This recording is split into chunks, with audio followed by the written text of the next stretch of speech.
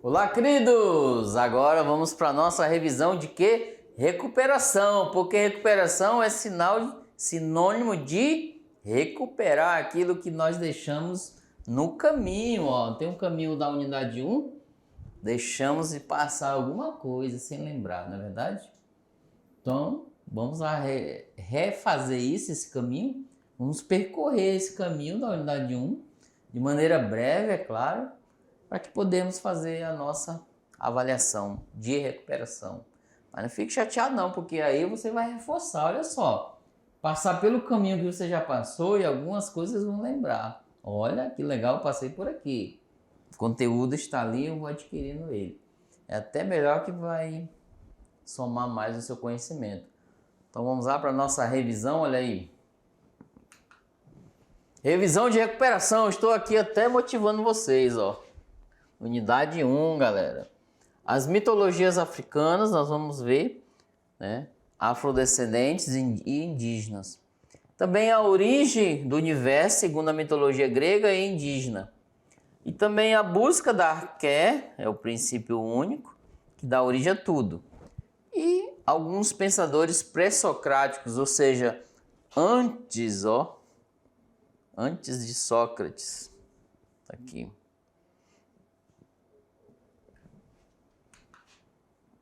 Aula 4. As mitologias africanas, afrodescendentes e indígenas.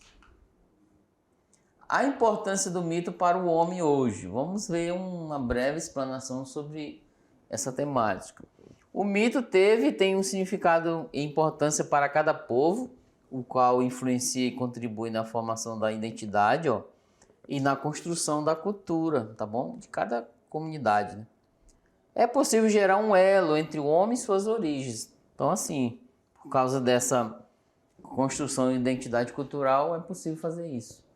Os mitos apresentam-se como possível explicação ou interpretação da realidade e dos acontecimentos. Para aqueles que vivem o mito, ele se torna a única história verdadeira.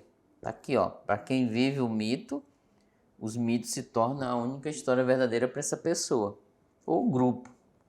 Proposta numa linguagem acessível à gênese do mundo, tá? A origem das coisas. A mitologia africana e afrodescendente.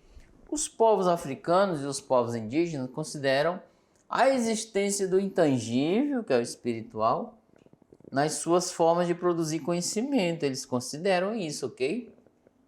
Além disso, no pensamento dos povos africanos, e em especial o espiritual, que é o intangível, que é o não material, está em equilíbrio com o tangível, que é o material.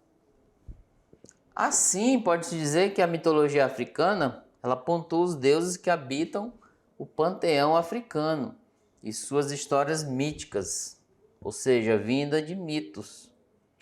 Esse jeito de pensar mitologicamente foi trazido lá da África para o Brasil. E nela há muitos deuses que são chamados de quê?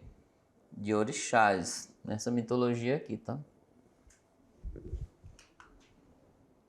Agora a mitologia indígena. O que é que ela pode nos falar? As comunidades indígenas brasileiras e rondonienses possuem uma herança mitológica que permanece viva até hoje entre os milhares de nativos que habitam o nosso território. É justo dizer que a mitologia brasileira é riquíssima e tem fortes influências indígenas. Muitos deuses e deusas nacionais são de origem o quê? Tupi-Guarani. Além disso, as diversas etnias nativas do Brasil deixaram um pouco de seu legado e de sua cultura. Por exemplo, as comunidades indígenas brasileiras possuem sua própria mitologia. Possui suas crenças e manifestações culturais. As influências indígenas da mitologia, elas não vieram de um só povo, então foram várias construções, né? Um grupo, uma coletividade. Por vários fatores, a cultura indígena ainda possui pouco espaço dentro da sociedade atual. Às vezes tem lugar que nem se fala mais nelas. Mas muitas comunidades ainda preservam sua cultura, e isso que é legal, ó. assim como as danças, as lendas, o folclore, os arraiais, etc. Hora de recuperar, gente. Alguma dúvida? Então vamos verificar. As comunidades indígenas brasileiras e rondonienses, elas possuem herança mitológica que permanece viva até hoje, entre os milhares de nativos que habitam o nosso território. Desta maneira, a mitologia brasileira é riquíssima e tem fortes influências indígenas. É a questão número 1. A pergunta é: muitos deuses e deuses nacionais são de origem... Vamos lá. Tupi-Guarani, gente. Aula 5. A origem do universo de acordo com as mitologias grega e indígena. Entre os séculos 8 e 7 a.C., ainda predominava a concepção mítica do mundo. Por exemplo, os mitos gregos recebiam forma poética e eram transmitidos oralmente pelos cantores ambulantes, então rapsodos, né? Também conhecido. Porém, alguns poetas, na Teogonia, o Hesíodo, ele relata a origem do mundo e dos deuses. Teogonia, Teo é Deus, Theos, e Gonia, que é a origem, o nascimento dos deuses. Cosmogonia, cosmo é universo e origem, significa a criação do mundo. No princípio, no tocante da mitologia grega, de todos os mitos, houve um tempo em que nada existia no universo além de quem? O caos. E nele estavam as misturas, as sementes, todas as coisas futuras. Porém, não havia nada em ordem. Estava lá as sementinhas. Do caos surge a deusa Terra, que os chamam de Gaia. Sobre o imenso corpo fértil da Terra, de Gaia, os elementos que estavam em confusão, essas sementinhas aqui, começaram a se organizar e ocupando o seu lugar dentro do universo. Sol, Terra, planetas, etc. A partir disso, o caos ele é uma divindade negativa. Porém, dele surgiu coisas positivas, surgiu outras divindades. A origem do universo segundo a mitologia indígena. Para os indígenas, havia entre as diversas aldeias muitos mitos, lendas e crendices que eles contavam, né? Fato que é interessante de se estudar, pois explica muito do que permanece a cultura do folclore brasileiro. Por exemplo, o povo Tupi-Guarani acreditava em um deus superior, que é o deus do trovão, chamado Tupã. Os indígenas acreditavam que a voz deste ente de Tupã podia ser ouvida durante as tempestades. Eles acreditavam que Tupã era o deus da criação e o deus da luz, e sua morada seria onde? O sol. Acreditavam também em um deus do sol chamado Guaraci e uma deusa da lua chamada Jaci. O deus do sol seria o criador de todos os seres vivos. E Jaci seria uma rainha da noite dos homens, que é a lua. Segundo a lenda, ela teria sido esposa de quem? Tupã. Os indígenas tinham uma astronomia própria, definiam o tempo da colheita, a adoração das marés, o tempo das chuvas, até hoje, né? E através da observação do céu, criavam histórias, mitos, lendas com ensinamentos morais, etc. Há alguma dúvida, gente? Então vamos verificar. Questão 2. De acordo com a mitologia grega, no princípio de todos os mitos, houve um tempo em que nada existia no universo. Tá aí. Agora a pergunta, logo, se nada havia no universo, o que então existia? Resposta A. Existia só o caos, a partir dele que surgiu na mitologia grega. Aula 9. A busca da arqué, princípio que dá origem a tudo. Primeiras cosmologias, a origem das coisas. Os primeiros filósofos gregos iniciaram um processo de ruptura, quebrou aquele modelo que tinha de mitos, com explicações míticas e antropomórficas do universo. Eles dedicaram-se a investigar o mundo físico, a natureza e a construir o quê? Uma cosmologia. A nova tendência era o quê? Buscar argumentos baseados na observação desse mundo natural e o uso da própria razão humana para formar um sistema coerente de ideias, de narrações, etc. A cosmologia é uma explicação racional, sistemática sobre a origem, ordem e transformação da natureza, da qual os seres humanos fazem parte. Assim, gente, a cosmologia busca o princípio natural, o eterno e imperecível, gerador de todos os seres. Esse princípio era chamado de physis, que é a natureza. Embora a physis seja imperecível, ela dá origem a todos os seres infinitamente variados e diferentes do mundo, que são o quê? Perecíveis. Tá aqui, ó. O imperecível, o imutável, dando origem àquilo que é perecível, mutável ou mortal. Embora a física seja imutável, os seres físicos naturais gerados por ela, além de serem mortais, são mutáveis, né? Como os seres estão em contínua transformação, o mundo está em mudança contínua, sem por isso perder a sua forma e sua ordem e sua estabilidade. A physis e a causalidade, o elemento primordial. Para os pensadores pré-socráticos, o foco da busca era entender a origem de todas as coisas, a causalidade, o que causa, a inteligibilidade, o princípio que está na origem de uma realidade. Explicar a origem de uma realidade era o que? Para eles, relacionar o efeito a uma causa natural, por isso causalidade. E antes disso, tá? Os pré-socráticos estão preocupados em encontrar a arqué de todas as coisas, o princípio que gera tudo. Aqui, ó, que seja possível explicar. Essa noção de princípio está vinculada à preocupação desses filósofos em buscar uma explicação mais profunda da realidade, mediante um princípio, um elemento, etc. Os primeiros filósofos fizeram o quê? Simultaneamente duas grandes mudanças em relação ao passado. Eles tentaram entender a questão do uso da razão e também motivando as pessoas a pensarem.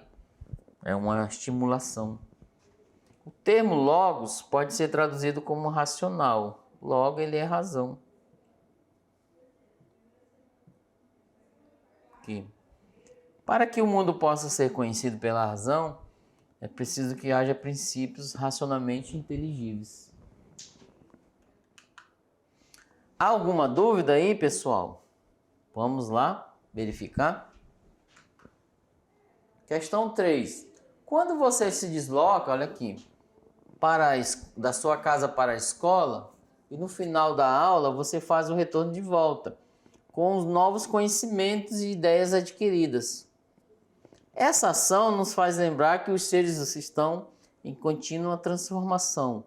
O mundo está numa mudança contínua, sem por isso perder sua forma, sua ordem e sua estabilidade. Agora a pergunta. Diante disso, pode-se destacar que qualquer tipo de mudança se diz em grego kinesis. Traduzindo para o português significa movimento. Aula 10. Os filósofos pré-socráticos, né, que é antes de Sócrates. Aí, ó, nós vamos falar primeiro de Mileto, que fazem parte da escola jônica, que é Tales, Anaxímenes e Anaximandro. Eles buscavam o quê? O princípio, o arqué, ou arché, de todas as coisas. Tales, ele disse que o princípio de tudo é o quê? A água. O Anaximandro diz que é o indeterminado, mais conhecido em grego como apeiron. E o Anaxímenes, ele diz que é o ar, o princípio que gera tudo. Agora o Heráclito, tudo flui. Ele nasceu em Éfeso, na Jônia, E segundo ele, o dinamismo de todas as coisas pode ser explicado pelo fogo, primordial. Expressão visível de instabilidade que o fogo é. Símbolo da eterna agitação do devido, movimento, etc. O fogo é eterno e vivo, ele diz, que ora se acende e ora se apaga. Ele não rejeitava as contradições e queria aprender a realidade em sua mudança no seu devir. Por exemplo, a noite dá lugar para o dia. Contradições, né? União dos contrários. Os pitagóricos, que é o número e a harmonia. Pitágoras de Samos, ele fazia parte do grupo dos monistas, que identificava apenas um elemento constitutivo de todas as coisas, que no caso são os números. O Teorema de Pitágoras é uma das suas mais conhecidas ideias no campo da geometria. Assim diz o teorema: em um triângulo retângulo, o quadrado da hipotenusa é igual à soma dos quadrados dos catetos. Agora vamos ver Parmênides, as coisas são. Ele é fundador da escola eleática, ele é de Eleia, a cidade. Ele entendia que o equívoco das pessoas e dos demais pensadores era conceder demasiada importância aos dados fornecidos pelos sentidos. Embora percebesse pela via sensorial a mudança e o movimento no mundo, tá aqui, ó. Mesmo que percebesse pelos sentidos o movimento do mundo e a mudança, ele achava contraditório buscar a essência, né, naquilo que não é essencial, no caso, nos sentidos. Era buscar a permanência naquilo que não permanece. Pessoal, ficou alguma dúvida? Então, vamos verificar. Questão 4. Os filósofos pré-socráticos, também conhecidos como sendo de Mileto, eles buscavam o princípio que é a arqué de todas as coisas, por meio de um princípio eterno, único, vindo da natureza. Exemplo, o pensador Tales, ele disse que o princípio é a água. Agora sim, a pergunta é, por que Anaximandro, mesmo sendo discípulo de Tales, discordou de sua teoria? Resposta. Anaximandro não acreditava que esteja a materialidade na água, a origem da própria materialidade. Então, para ele era contraditório. Mas que deve haver algo fora dela que possa gerar essa natureza como nós a conhecemos hoje. Então, essa é a perspectiva dele, por isso que ele discordou do seu discípulo, dentro dessa ideia, tá? Então, aí as nossas referências, e agora, ó, estou de olho em vocês. Ou vocês vão acertar, vão marcar essa. Então, vamos lá, se tiver. Vamos fazer essa avaliação com o pé no chão, tá? Porque, gente, ó, é hora de recuperar. Vamos lá com muita atenção fazer essa atividade. Olha só, bem aqui comigo. Eu estou aqui, o professor Vitor, mas eu principalmente estou aqui para tirar dúvidas de vocês. Se vier algum tipo de dúvida, manda pra gente. Os professores presenciais estão aí para dar esse apoio, para a gente coligar, fazer essa união, essa interação, né, para gerar o conhecimento, para que vocês possam responder a avaliação com mais aptidão e, além de acertar as questões, vão adquirir mais conhecimento, né, para a vida de vocês. E no final do ano, ó, segundo ano, né, abrir as portas para vocês, ok? E olha só, saindo da unidade 1, logo logo, aguardando vocês na unidade 2, do nosso componente curricular de filosofia, ok? E ó, um grande abraço e tchau, tchau!